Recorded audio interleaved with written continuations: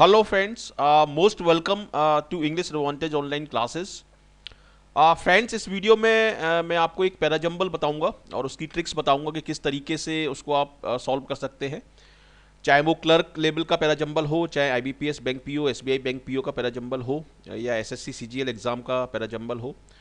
Basics सभी के same रहते हैं। बेसिक गाइडलाइन और कॉन्सेप्ट और ट्रिक्स सभी के लिए सेम है। तो इसमें मैं आपको कुछ गोल्डन ट्रिक्स बताऊंगा और उसके थ्रू, एक एग्जाम्पल के थ्रू आपको उसको सॉल्व करके बताऊंगा कि पैराजंबल को, एक टफ पैराजंबल को आप किस तरीके से सॉल्व कर सकते हैं और किस तरीके से लॉजिकली रिलेट उसको कर सकते हैं।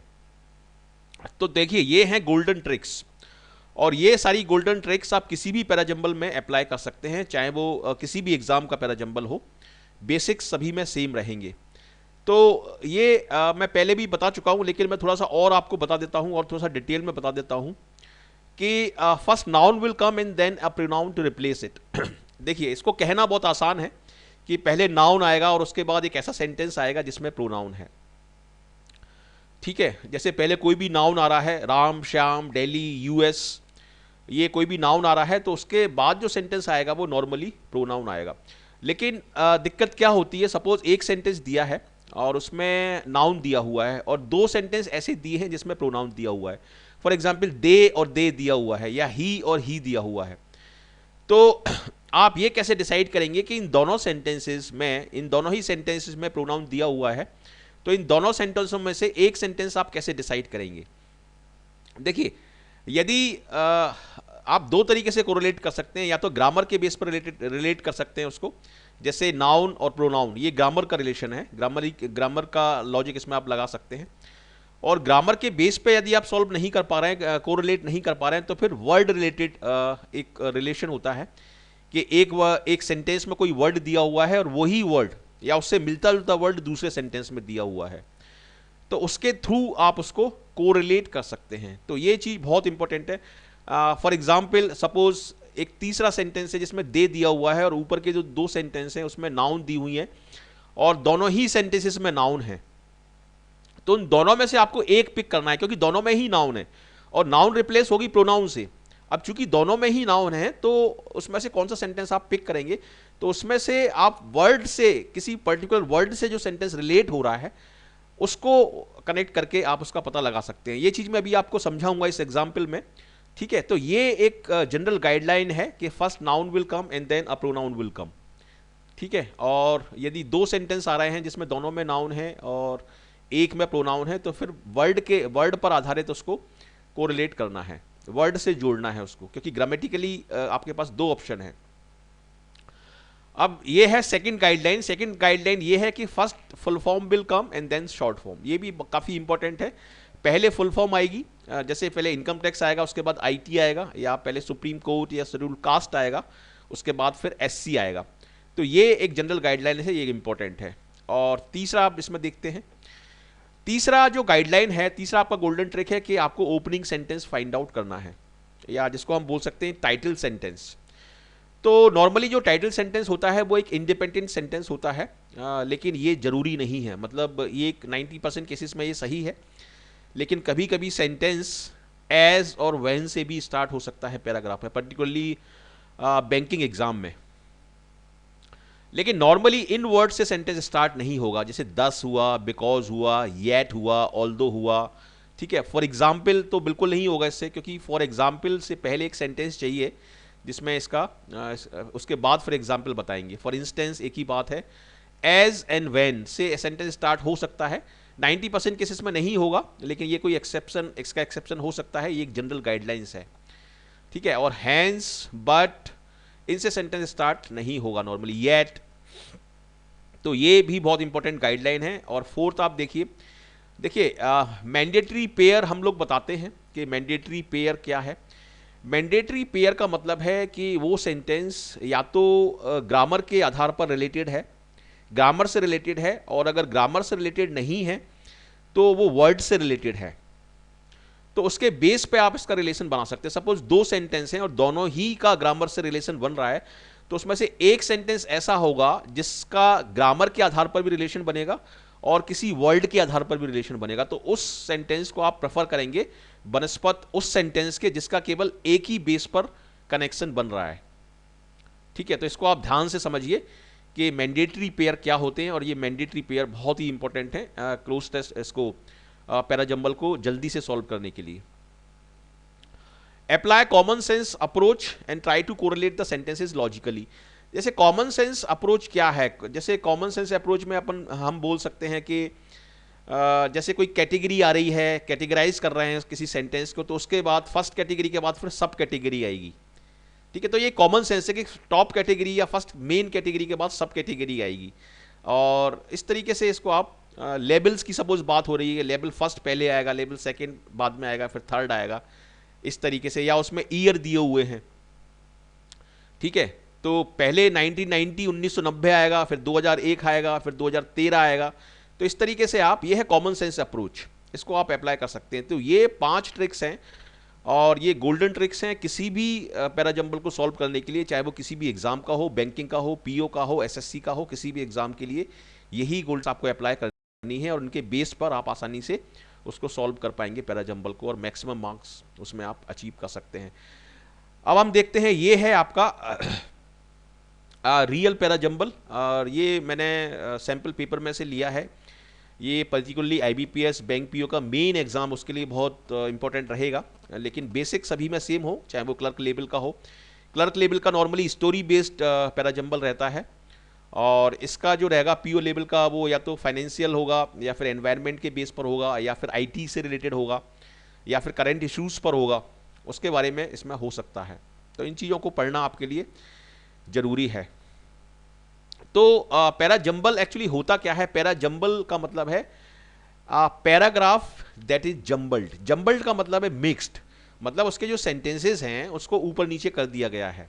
ठीक है, 1 2 3 4 5 को 5 3 2 1 इस तरह से कर दिया गया है, उनको सेंटेंसेस जो है उनको मिला दिया गया है। पैराजंबल का मतलब है कि any paragraph in which all the sentences are jumbled और मिक्सड अप। ठीक है, अब चूंकि सारे सेंटेंसेस मिक्सड अप हैं, तो आपको उनको क्या करना है, सीक्वेंस में लाना है कि फर्स्ट सेंटेंस कौन सा होगा, सेकंड सेंटेंस कौन सा होगा। तो इसके थ्रू एग्जामिनर चेक क्या करता है, इसके थ्रू एग्जामिनर चेक करता है आपकी वोकैबुलरी, आपका कॉम्प्रीहेंशन चेक करता है कि आप उस चीज़ को समझ पा रहे हैं कि नहीं, और एट द सेम टाइम इसके थ्रू आपका लॉजिकल रीजनिंग वो भी चेक होती है कि लॉजिकली आप कोरिलेट कर पा रहे हैं कि नहीं चीज़ों को। तो ये 3 चीज़ें इसके थ्रू आपको चेक होती है, नॉर्म बेसिकली कॉम्प्रीहेंशन और लॉजिकल रीजनिंग, ये इसके थ्रू पैराजंबल के थ्रू आपका चेक होता है। और प्लस आईक्यू लेवल तो है ही, आईक्यू लेवल भी चेक होता है आपका। तो ये एक सेंटेंस है, इसमें A B C D E और एफ, इसमें 6 सेंटेंस दिए हुए हैं, लेकिन कभी कभी 5 सेंटेंस भी हो सकते हैं और कभी कभी 7 सेंटेंस भी हो सकते हैं, बट नॉर्मली 6 सेंटेंस होते हैं और इनको आपको अरेंज करना होता है। तो अब आप इसको सपोज अरेंज करिए, इसको आप कहाँ से शुरू करेंगे, कैसे करेंगे। इसमें देखिए, अब देखिए यहाँ पर देखिए, बट से नॉर्मली सेंटेंस स्टार्ट नहीं होगा, ठीक है, एक्सेप्ट से भी नॉर्मली सेंटेंस स्टार्ट नहीं होगा, और ये है प्रोनाउन आपका दे, तो यहाँ से सेंटेंस नहीं स्टार्ट होगा, लेकिन ये सेंटेंस किसी सेंटेंस के साथ मैंडेटरी पेयर बना सकता है। क्यों बना सकता है, क्योंकि इसमें प्रोनाउन दिया हुआ है। तो इससे पहले ये जो प्रोनाउन है दे, ये किस नाउन को रिप्लेस करेगा, ये नाउन आपको देखना पड़ेगी। ठीक है, तो इसमें देखिए rapid advance in technology, rapid advance in technology, इसमें नाउन नहीं है, और इसमें नाउन नहीं है, इसमें but A look under the hood reveal that, आपको मतलब ऐसी नाउन चाहिए जो प्लूरल हो, तभी तो ये आपका जो प्रोनाउन है दे उसको रिप्लेस करेगा। अब देखिए इसमें है रोनाल्ड ट्रंप, नाइजल फोर्ज और नॉबर्ट होफर, ये यूएसए में जो चुनाव अभियान चल रहा है प्रेसिडेंट के लिए, उसके बारे में है ये। तो इसमें 3 लोगों का नाम लिखा हुआ है, इसमें सारे में नाउन दिया हुआ है, तो ये सेंटेंस एफ सेंटेंस के साथ मैंडेटरी पेयर बना सकता है। लेकिन इस सेंटेंस में देखिए, ठीक है, इस सेंटेंस में भी इलीट्स एक नाउन दिया हुआ है, इलीट्स, ठीक है। व्हेन ब्रेक्सिट हैपेंड, ब्रेक्सिट मतलब जो ब्रिटेन यूनाइटेड जो यूरोपियन है, यूरोपियन यूनियन सॉरी, उससे जो अलग हुआ है उसके बारे में इसमें बात हो रही है, उसको ही हम ब्रेक्सिट बोलते हैं। तो इलीट्स अराउंड द वर्ल्ड, इसमें भी नाउन है और इसमें भी नाउन है। देखिए, तो यहां पर आपके लिए कंफ्यूजन क्रिएट हो रहा है कि इसमें से ये वाला सेंटेंस आप पहले चुनेंगे या ये वाला, क्योंकि इन दोनों में ही नाउन है। देखिए यहां पर भी प्लूरल नाउन है इलीट्स, और यहां पर भी प्लूरल नाउन है। Donald Trump, Nigel Farage and Norbert Hofer, ये 3 लोगों के नाम दिए हैं। तो इन दोनों में से अब आपके पास ऑप्शन है, या कंफ्यूजन है, आप बोल सकते हैं कि इन दोनों में से आप कौन सा चूज करेंगे जो कि इस सेंटेंस को रिप्लेस कर सके या इस सेंटेंस के साथ मैंडेटरी पेयर बना सके। अब देखिए दोनों में ही नाउन है, तो दोनों में से एक सेंटेंस आपको ऐसा सेलेक्ट करना है जो किसी वर्ड पर आधारित हो, और उसके वर्ड पर आधारित उसका एक रिलेशन बन रहा हो।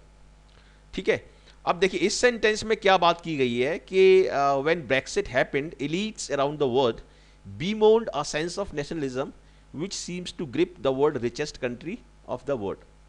मतलब जब ब्रेक्सिट हुआ, जब ब्रिटेन अलग हुआ यूनाइटेड यूरोपियन यूनियन से, तो जो रिच कंट्रीज थी वो काफ़ी दुखी और चिंतित हो गई, और उनके अंदर एक सेंस ऑफ नेशनलिज्म आने लगा। उनको ये लगने लगा कि सारी कंट्रीज अलग अलग हो रही हैं और अपनी कंट्रीज, अपने अपने देश के बारे में सारे लोग सोच रहे हैं।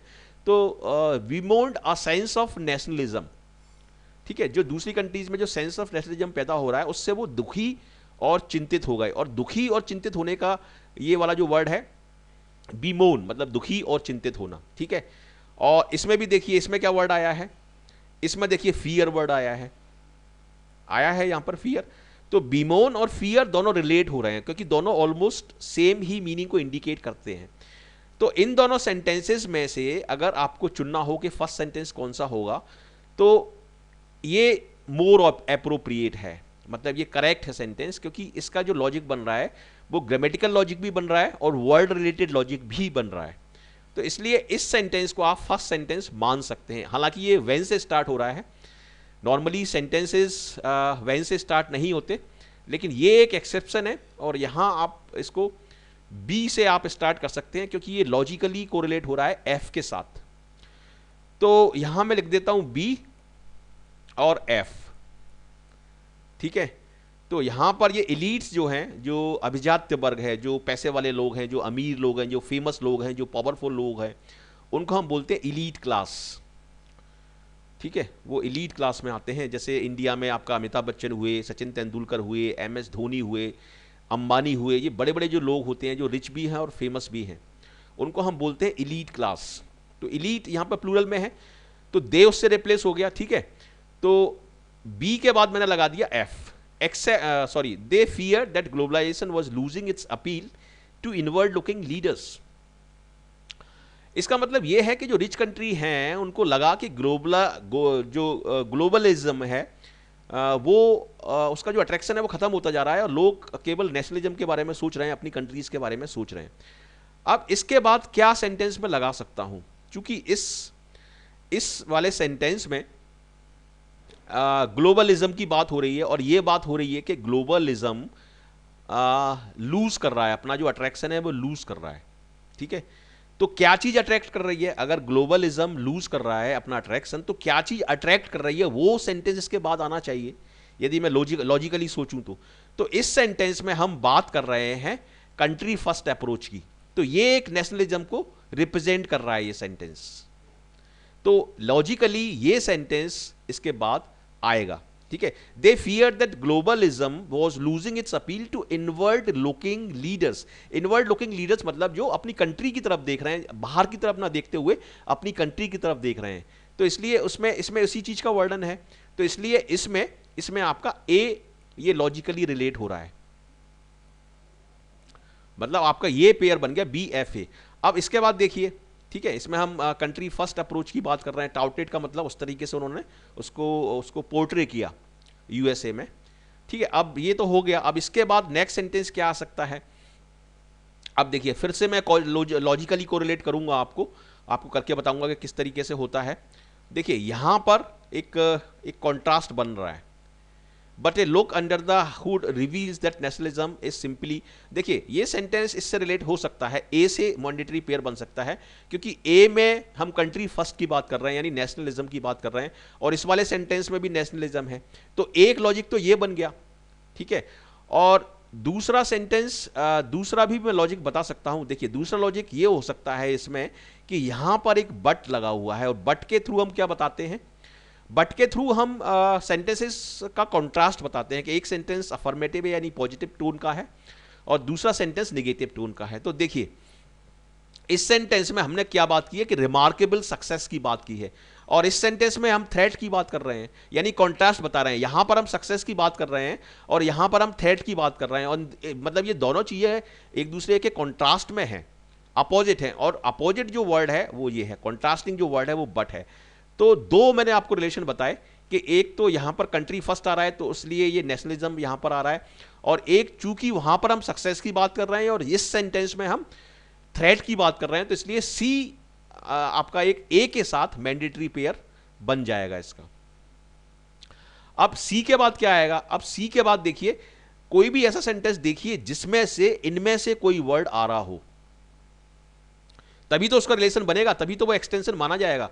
अब देखिए इसमें सी में थ्रेट वर्ड आ रहा है, ठीक है, और अगर आप ध्यान से देखें तो ई में भी थ्रेट वर्ड आ रहा है। देखिए पूरा मैं लॉजिक से आपको सॉल्व करके बता रहा हूं।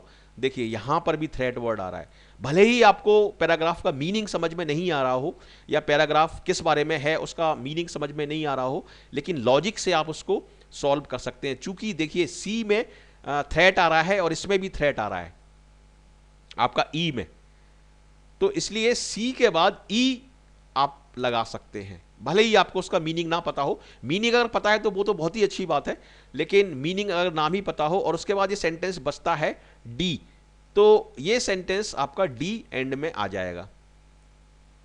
अब देखिए थोड़ा सा मैं मीनिंग बताता हूं इसमें। देखिए यहां पर क्या बोल रहे हैं ई में कि except that this time the threat is not from low cost labour in India service industry और एशियाज फैक्ट्री, मतलब जो रिच कंट्री को जो कंपटीशन क्रिएट हो रहा है वो इंडिया का जो सस्ता लेबर है उसकी वजह से क्रिएट नहीं हो रहा, बल्कि एडवांसमेंट जो हो रहा है टेक्नोलॉजी में जिसकी वजह से जॉब्स खत्म होते जा रहे हैं और टेक्नोलॉजी रिप्लेस करती जा रही है, उसका ज़्यादा डर है रिच कंट्रीज़ को। तो उसी की इसमें बात हुई है डी सेंटेंस में, रैपिड एडवांसेज इन टेक्नोलॉजी। तो उस हिसाब से डी सेंटेंस ये आपका आखिरी में आएगा। तो B F A C E D ये आपका लॉजिकली कनेक्टेड आपका पैराग्राफ सॉल्व हो गया। इस तरीके से आप इसको सॉल्व कर सकते हैं। तो इसमें मैंने आपको काफ़ी डिटेल में बताया है और काफ़ी लॉजिकली रिलेट करके बताया है, और यही बेस्ट ट्रिक है और इसी को आपको अपनाना है। इसको आप अपनाएंगे तो आप सक्सेसफुल रहेंगे। B F A C E D ये आपका मैजिक फॉर्मूला है और इसके बेस पर आप क्वेश्चन सॉल्व कर सकते हैं।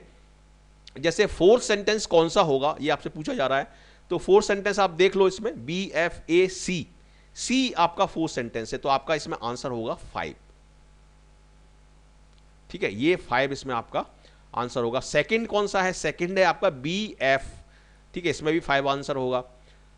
थर्ड कौन सा है, बी एफ ए, तो फर्स्ट इसमें आंसर होगा। फर्स्ट कौन सा है, फर्स्ट है बी, तो सेकंड आंसर होगा। और फिफ्थ कौन सा है, बी, एक सेकंड में देख लेता हूं, बी एफ ए सी ई, ई है आपका फिफ्थ सेंटेंस, तो इस हिसाब से फिफ्थ आपका आंसर होगा। तो इस तरीके से आप किसी भी पैराजंबल को आसानी से आप सॉल्व कर सकते हैं अगर ये लॉजिक्स आप अप्लाई करते हैं। तो ये वीडियो मैंने हिंदी मीडियम स्टूडेंट्स के लिए बनाया है और इसका इंग्लिश वर्जन भी आप देख पाएंगे इंग्लिश की प्लेलिस्ट में जाके। जो इंग्लिश मीडियम के स्टूडेंट्स हैं उनके लिए भी मैं इसको इंग्लिश लैंग्वेज में रिकॉर्ड करूँगा। ये है मेरी कुछ लिंक्स, और ये इंग्लिश एडवांटेज जो चैनल है उसका जो फ्रंट पेज है, मेन पेज, उसमें राइट हैंड साइड में नीचे की तरफ सारी लिंक्स दी हुई हैं। उन लिंक्स के थ्रू आप मुझे ज्वाइन कर सकते हैं, आप मुझे कांटेक्ट कर सकते हैं। ये है फेसबुक, फेसबुक पर मुझसे ज़रूर जुड़िए, आपका स्वागत है। ये है इंग्लिश एडवांटेज ग्रुप जो कि फेसबुक पर है, इसमें सारे नोटिफिकेशंस मैं अपलोड करता हूँ, सारे वीडियोस की इन्फॉर्मेशन, तो इसके थ्रू इसमें आप ज़रूर जुड़िए। ये है इंग्लिश एडवांटेज पेज, ये भी फेसबुक पर है, इसको भी प्लीज़ आप लाइक करिए और सारे आपको इन्फॉर्मेशन मिलती रहेगी। ये है यूट्यूब चैनल का URL, इसको आप शेयर कर सकते हैं अपने फ्रेंड्स के साथ और फ्री में वो भी ये सारे वीडियोस देख सकते हैं और उनको भी सक्सेस मिल सकती है। हमारे काफ़ी स्टूडेंट्स सेलेक्ट हो रहे हैं, अभी कुछ स्टूडेंट SBI क्लर्क में हमारे सेलेक्ट हुए हैं और डेफिनेटली IBPS PO में भी काफ़ी स्टूडेंट हमारे इंग्लिश एडवांटेज चैनल के जो सब्सक्राइबर्स हैं, हमारे स्टूडेंट्स हैं, वो डेफिनेटली सेलेक्ट होंगे। और ये है ट्विटर का लिंक, ये है लिंक्डइन का लिंक, ये है मेरा व्हाट्सएप नंबर, कांटेक्ट भी आप कर सकते हैं, और ये है मेरा ईमेल आईडी, तो इसके थ्रू आप मुझसे कांटेक्ट कर सकते हैं।